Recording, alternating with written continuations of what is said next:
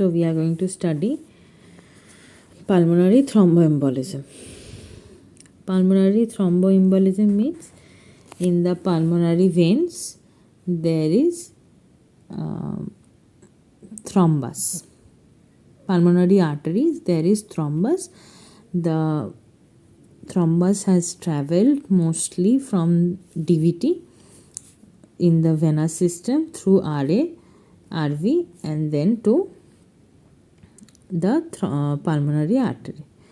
So in the pulmonary artery there is a thrombus, and because there is a thrombus there is a lot of ventilation, but perfusion is 0.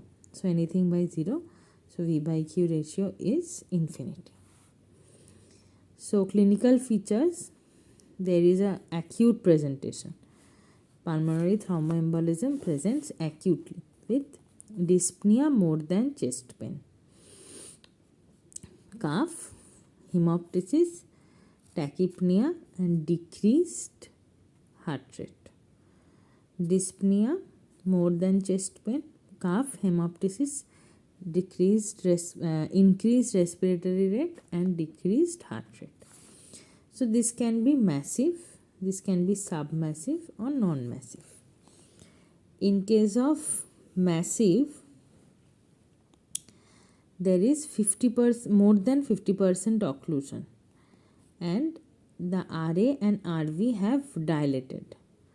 RA and RV have dilated because of the back pressure, and there because of the dilatation there is LV outlet obstruction due to septal deviation, just like pulmonary hypertension, and there is decreased circulatory volume. Due to this decreased circulatory volume, the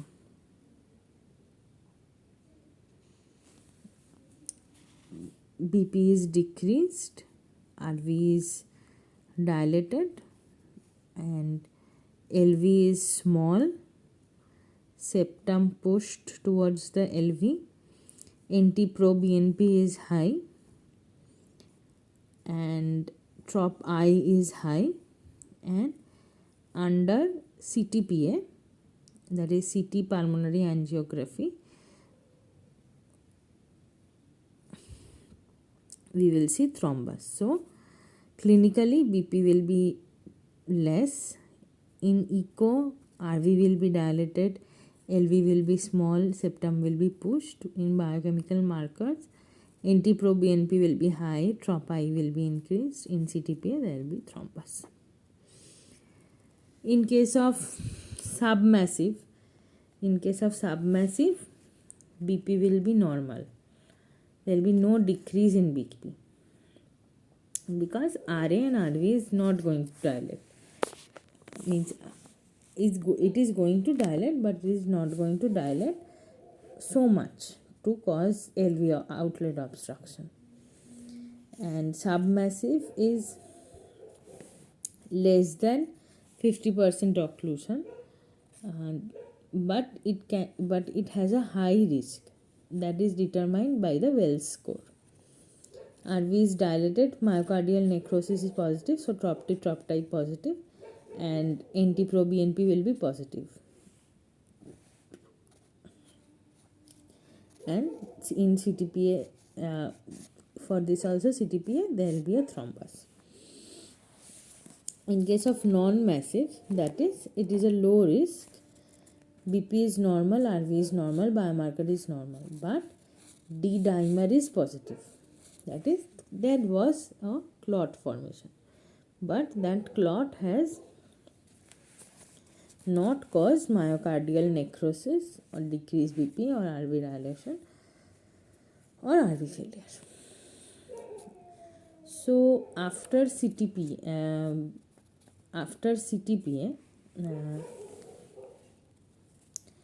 in case of massive thromboembolism, we are going to go for massive and submassive. Both of them we are going to go for thrombolysis. Thrombolysis by alteplase 100 mg IV till 14 days. We can for 2 hours. For 14 days, thrombolysis can be done for 2 hours. 100 mg altiplase for 2 hours. If contraindicated, that is in case of any episodes of hemorrhage in recent past, then we can go for thromboembolectomy. In CKD pregnancy, we cannot do CTPA because contrast is used. We can do V by Q scan. In V by Q, we will get V by Q infinity. So in case of this large thrombus in the pulmonary artery, it is known as the saddle thrombus. Thrombolectomy or thrombolysis is done. Oral coagulant is preferred over warfarin at discharge, and it is contraindicated in case of IVC filter. Okay, and we have to re-evaluate the patient after 3 months. In CTPA, we can see a polo mint sign showing the thrombus in the pulmonary artery. In chest X-ray, we can see the signs like, first we will go for the management of the non-massive. In case of non-massive, we are not going to thrombolyze with altiplase. We are going to give first dose of anticoagulation as soon as possible when patient is seen. What is the anticoagulation given? 80 unit per kg heparin and subcut LMWH, and 18 unit per kg per hour heparin after stabilization. Target APTT is 1.5 to 2. So 80 unit per kg heparin infusion or 1 mg per kg LMWH BDIS, and then 18 unit per kg per hour heparin after stabilization. APTT target is 1.5 to 2.2. So what are the chest X-ray finding? Chest X-ray finding is Westermarck sign because of oligemia in the upper lobes. In the upper lobes, already the blood supply is less. V by Q ratio is emnite 3.2. So here more oligemia will be seen. This is known as Westermann sign. In linear band of atelectasis is seen. This is the most common finding. And there is Pallas sign, that is enlarged descending right pulmonary artery. Right pulmonary artery dilates because of the thrombus.